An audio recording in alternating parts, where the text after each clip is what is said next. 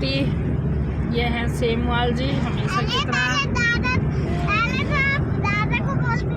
साथ में दोनों बहुएं और तीनों बच्चे।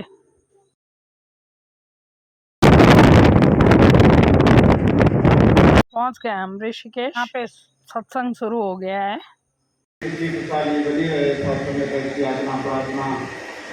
सभी संत महात्माओं के लिए करते हैं और सत्संग परिवार को भी का आशीर्वाद सत्संग।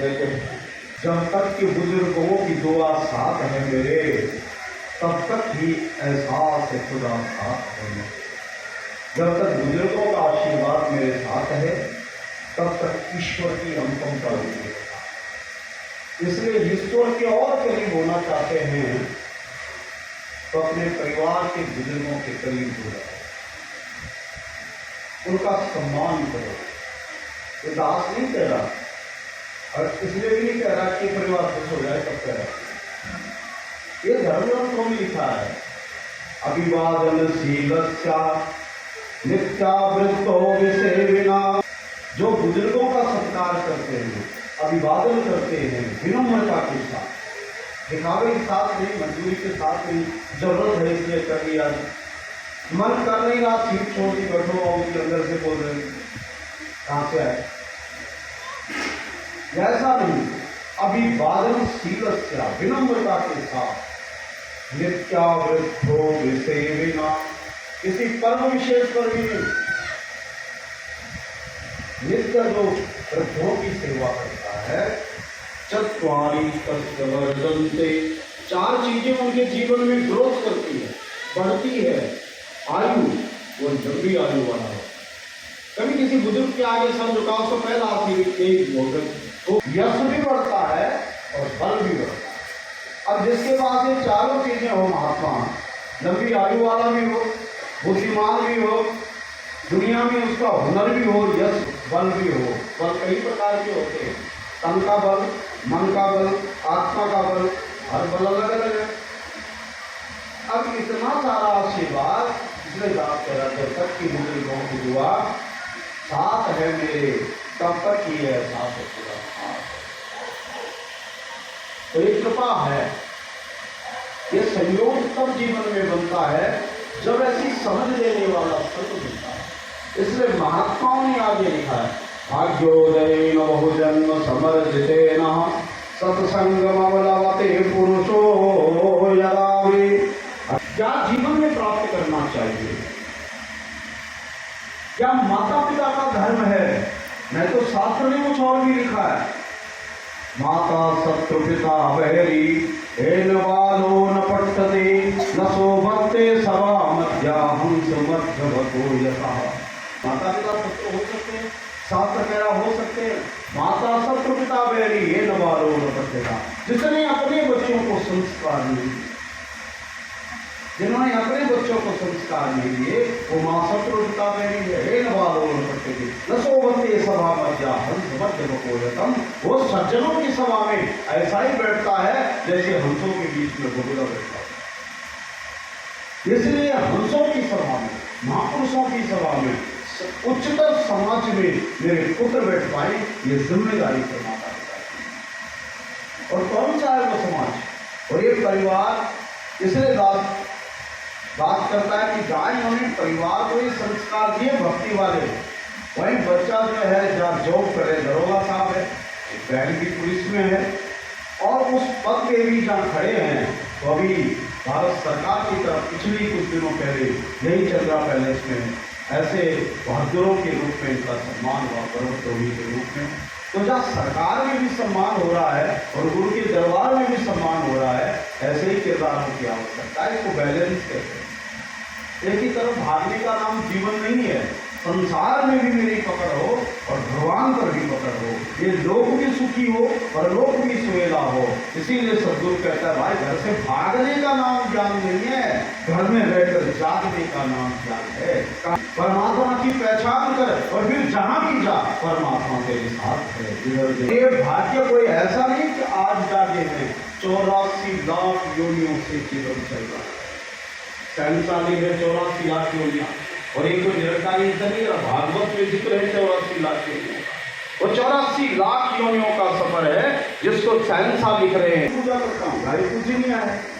श्राद्ध में कौवे की भी पूजा होती है, सब पूजनीय है, सब में आत्मा है, उस रूप में अलग बात है, लेकिन वो एक भाग्य उनके पास नहीं है, वो सत्संग नहीं कर सकते, वो सत्पुरुषों के वचन को फॉलो नहीं कर सकते हैं। तो पहली अगर मेरे ऊपर ईश्वर की कृपा है तो वो है मैं मनुष्य योग में आया। भाग्योदय बहुजन्म समर्पित, बहुत जन्मों के बाद भाई मनुष्य का शरीर मिला है। भाग्योदय बहुजन्म, ये आज का भाग्य नहीं है, जन्म जन्मांतरों का भाग्य, जो उन योनियों में परमात्मा से पुकार की गई है, उसकी पुकार पर जो कारवानी के अंदर फैसला लेकर है, महल करे जो आप स्वामी, अगर भगवान कृपा करे तो बंदा इसमें के ही बना, इसको इंसान बना दे। पर विचार करें, इंसान योनि में आने के बाद भी सत्संग की क्या आवश्यकता है? जब इंसान बनिए तो बनिए, क्या जरूरत है सत्संग में आने? अब सवाल ये उठता है कि इंसान बनना परिपूर्ण नहीं है। इंसान तो वो भी है ना जो अभी अखबारों में आ रहे, पति को काट दिया, ठीक बीच में रखे, वो भी तो इंसान ही है। तो ये काम उसके इंसान वाले जरा हाथ उठाकर बोले, महात्मा कहते हैं कि मनुष्य जीवन तो परमात्मा की कृपा से मिला है, पर मनुष्य जीवन में मनुष्यता सद्गुरु की कृपा। मेहनत करे जो आप स्वामी, बंदा इसमें देरी बना। बंदा तो अर्जुन बन गया, पर बंदगी से खाली है, बंदगी से खाली है। इसीलिए तो भगवान कृष्ण जी को शेषन लगाना पड़ा, और अर्जुन को बंदा तो था, बंदगी से भरना पड़ा, ह्यूमिलिटी से भरना पड़ा, मर्यादा से भरना पड़ा, अनुशासन से भरना पड़ा। फिर जो अर्जुन एक अधर्म से भाग रहा है, उसी का नायक बन जाता है, उसी पर विजय प्राप्त होता है।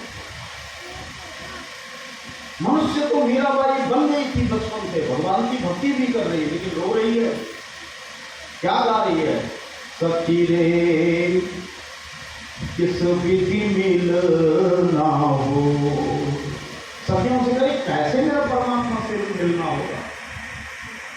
नील गगन पर सेज पिया की किस विधि मिलना हो, सखी रे मेरा दर्द न जाने को। दर्द क्या है कि जिस परमात्मा से मैं प्रेम करती हूँ, उसी परमात्मा से आपको मिलन नहीं हुआ, यही दर्द है, बाकी दर्द नहीं है। बाकी दर्द होगा भी क्यों? वो कोई गरीब घर की बेटी थोड़ी है, महाराज घराने की बहू है, राज घराने की वो बेटी है, उसे किस चीज की कमी है? उसके खजाने में मणिमाणिक्य पड़े हैं, धन दौलत से वो भरपूर है, राज सत्ता की वो स्वामिनी है, सुंदर है, पुरनूर है, पढ़ी लिखी है, ऐश्वर्यवान है, बहादुर है, युद्ध कला में निपुण है, किस चीज की कमी है? लेकिन क्या कह रही है सत्यों से? किस विधि मिलना हो, तो बहुत सुंदर भक्ति है क्या? लेकिन डोली में बैठकर प्रेतम के साथ जाएगी, गृहस्थी के सब मायने समझ आ जाएंगे। यानी कि क्या समझ लेना चाहिए उस व्यक्ति को कि जब तक जीवन में पति नहीं आया, गृहस्थी का मैं जिक्र तो कर सकती हूँ, पर गृहस्थी नहीं बता सकती। तो गृहस्थी के लिए पति का होना परम आवश्यक है। जिस प्रकार गृहस्थी के लिए बैठ जाए, जिस प्रकार गृहस्थी के लिए पति का होना आवश्यक है, प्यार से बोलिए, जिस प्रकार गृहस्थी के लिए पति का होना आवश्यक है, उसी लिए भक्ति के लिए भगवान का होना आवश्यक है। भक्ति करनी किसकी? गृहस्थी निभानी किसके साथ? पति के साथ। प्रेम किससे करना है? पति से। और किससे करना है? पति की माता से, पति के भाई से, पति के परिवार से। जो स्त्री बढ़िया निभा देती है, उसी को तो आदर्श गृहस्थी कहती है। पति कहे कि उसने मेरी पूरे घर को स्वर्ग बना दिया, वो चहकाए जिस घर को, उसी के लिए तो कहेंगे हम आदर्श गृहस्थी। अब पता लगा कि अभी पति जीवन में नहीं, तो सास किसे बोली? जब तक जीवन में पति नहीं है, गृहस्थी का ताना बाना भी नहीं बनेगा, और जब तक जीवन में भगवान है, भक्ति का ताना बाना नहीं बनेगा। भगवान है तो भगवान को चाहने वाले के पीछे से आएंगे, वही तो भक्त है। जैसे आज इन्होंने सत्संग किसकी करी? सत्य की, ईश्वर की। सत्संग लिखा, व्यक्तिगत कार्ड किसी को नहीं दिया, आपको फोन भी नहीं किए, चार्ट आया फलाना संगत है, तो आप क्यों आए महात्मा? बोले क्यों आए? और आप पुजारी के लिए भी नहीं आए। आप किस लिए आए? आप किस सत्य के रसिक हैं, सत्य से प्रेम है आपको। आप ढूंढते हैं पूरे हफ्ते भर, चार देखते हैं कहाँ है सत्संग। आप तो सिर्फ सत्संग का आनंद लेने आए, लेकिन सत्संग का आनंद लेने आए हैं तो लंगर किसने बनाया? पुजारी जी ने। धन्यवाद किसका करेंगे? पुजारी जी का। पुजारी प्यार है क्योंकि सास को बेटे से प्यार है, बहू को सास से क्यों प्यार है? क्योंकि उसके बेटा उसका पति है। ये ताना बना है। तो भक्ति के लिए भगवान का होना नितंत आवश्यक है। पहले ये जीवन का चक्र है। दास ने एक बहुत सी कविता सुंदर लिखी जब ज्ञान पर अनुराग से किया कि आखिर हम क्यों नहीं भक्ति के और मुक्ति के लिए काम करते हैं? क्योंकि हमारा जो जीवन का सेटअप है, जीवन का जो चक्र है वो बस जीवन मृत्यु तक ही सीमित है। तो एक लाइन है, देह और गेह के बीच फंसा मन, राम से नेहा करे भी तो कैसे। क्योंकि या तो शरीर को मैं अपना समझ रहा हूँ, या शरीरों के रिश्तेदारों को अपना समझ रहा हूँ, दुकान मकान बंगला अपना समझ रहा हूँ, और जिस दिन ये शरीर छूटेगा ये कोई दिन मेरे साथ नहीं जाएगा। और सवाल ये है, जिसने मेरे साथ जाना है उसको तो मैंने देखा ही नहीं। जिसके साथ मेरा जाना होना है, निर्वाह होना है, उसका तो मुझे पता ही नहीं है। तो राम से नेहा करे भी तो कैसे? समस्या है कि राम से प्रेम करे भी तो कैसे? राम को तो देखा ही नहीं। देह और गेह के बीच फंसा मन, राम से नेहा करे भी तो कैसे। ये कैसे मुक्ति के लिए आगे बढ़ सकता है? इसलिए भक्ति का पहला कदम है ईश्वर की जानना, ईश्वर की प्राप्ति। अभी कई बार पहली बार जो लोग आए हैं वो सबका सोच रहे हैं ऐसा तो सिर्फ निरंकार मिशन की तरफ से करेगी। नहीं मानता, मिशन नहीं कह रहा, रामचरितमानस कह रही है।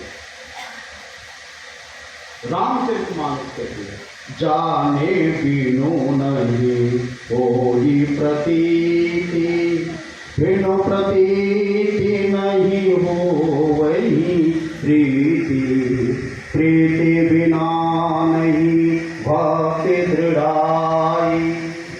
जानने के बगैर परमात्मा पर प्रतीति नहीं हो सकती, विश्वास नहीं हो सकती।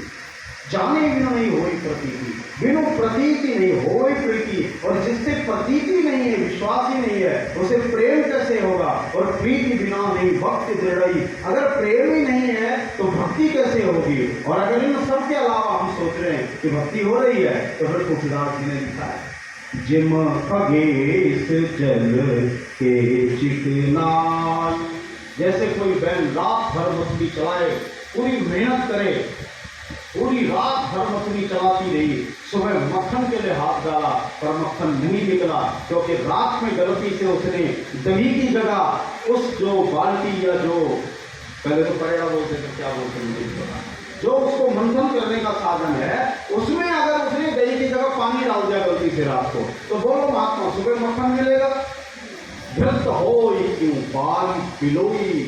मक्खन पानी को बदलने के बाद नहीं मिलता है, मक्खन दही मंथन के बाद मिलता है। और महात्मा कहता है, ये मन जो भगवान के साथ मत्ता है, तब जाकर प्रतीति विश्वास जन्म लेते हैं। इसलिए अवतार वाणी भी कह रही है, पहले दर्शन फिर हो प्रीति, फिर चाहे कोई जाप करे, कह अवतार बिना गुरु पूरे, जाप नहीं फिर लाप करे।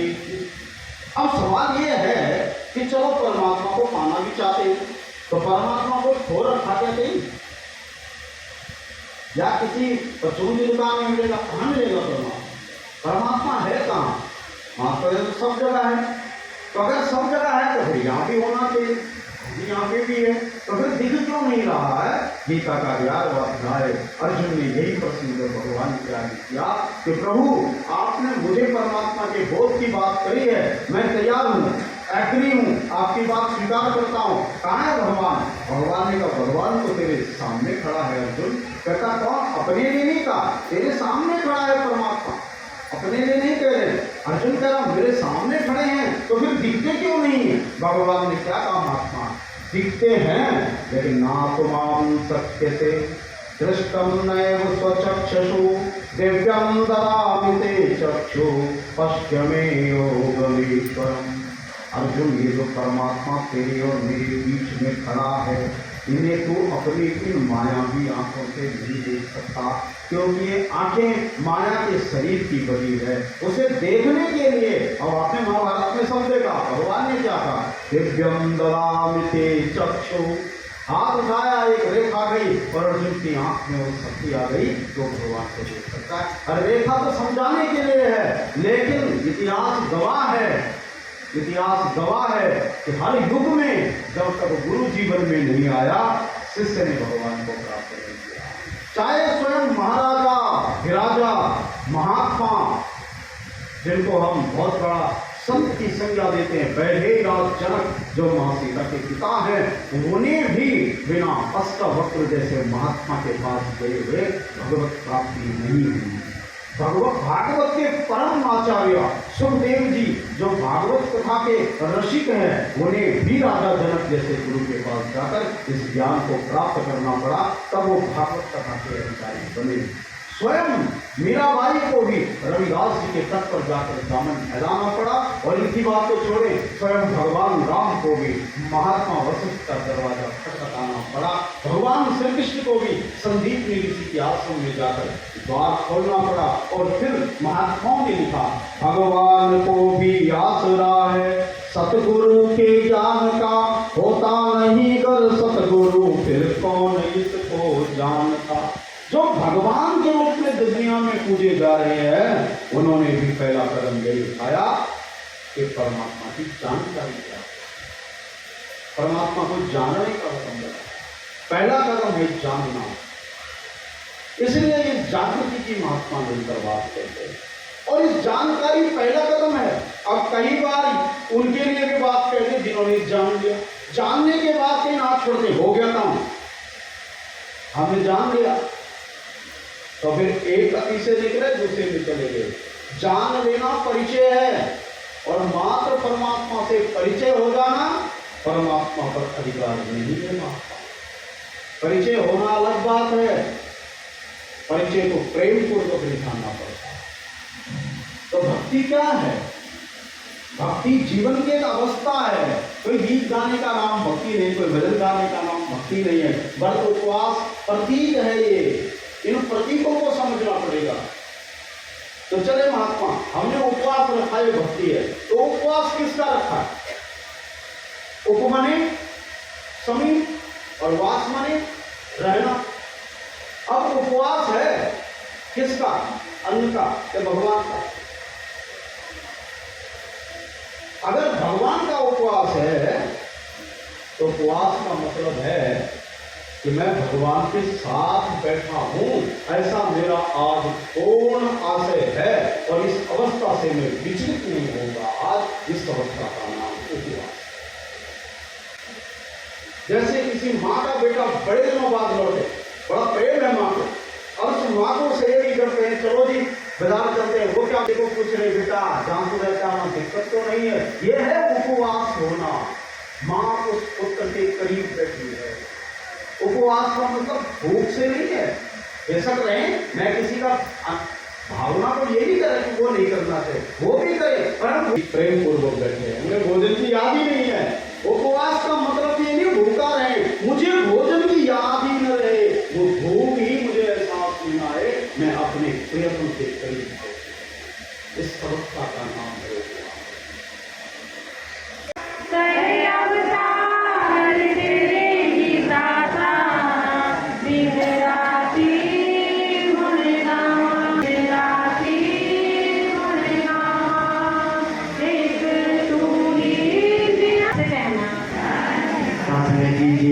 श्यामवीर संगठन कैनाल रोडनी होंडाई शोरूम घुमाने वाला गली नंबर 27 निकट जीवन जागृति स्कूल के बगल में जन्मदिन सुहाना छेड़ा दिलों ने। और बाहर महात्माओं के लिए प्रकाशन फ्री ऑफ कॉस्ट प्रकाशन भी रखा है, सभी माता प्रकाशन लेके जाएं घर।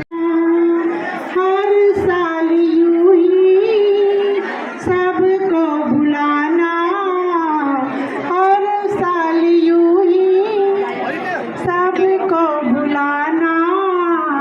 मुबारक हो तुमको जन्मदिन सुहाना,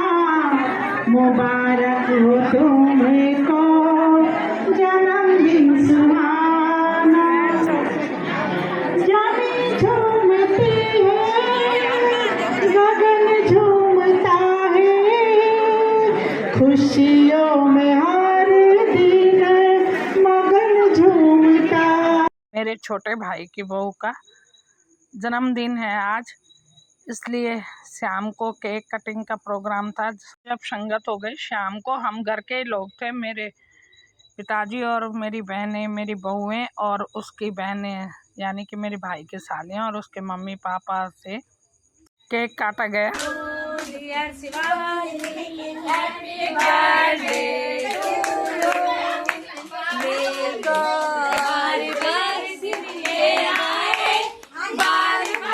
आज बहुत ही खुशी हुई क्योंकि माँ के जाने के बाद आज पहली बार संगत का इस तरह से रूप देखने को मिला। और दोस्तों, आपको पसंद आया हो तो लाइक करिए, शेयर करिए, कमेंट करिए।